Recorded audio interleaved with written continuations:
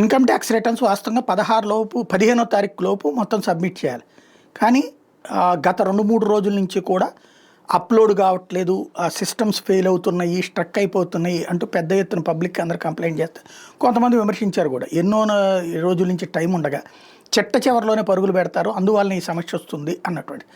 అయితే తాజాగా ఒక chartered accountant Chirag Chauhan project చేసింది ఏంటంటే, ఇది ఆ ఇన్కమ్ ట్యాక్స్ రిటర్న్స్కి సంబంధించినటువంటి సంస్థ వైఫల్యం. ఇది ఇన్కమ్ ట్యాక్స్ సంస్థ తప్పు కూడా కాదు.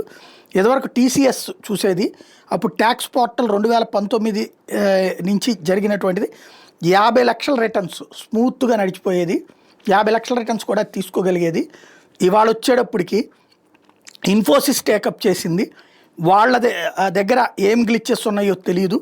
దాని ఇంపాక్టే ఇప్పుడు రోజు కనీసం 25 లక్షలు కూడా హ్యాండిల్ చేయలేక డ్యూ డేట్ పెంచాల్సి వచ్చి ఇప్పుడు 16వ తారీఖు దాకా వాళ్ళ దాకా ఛాన్స్ ఇచ్చారనమాట, నిన్నటి దాకా. దానికి కారణమైంది ఇన్ఫోసిస్ తీసుకున్నాక అన్నటువంటి ఆరోపణ చేసుకొచ్చారు.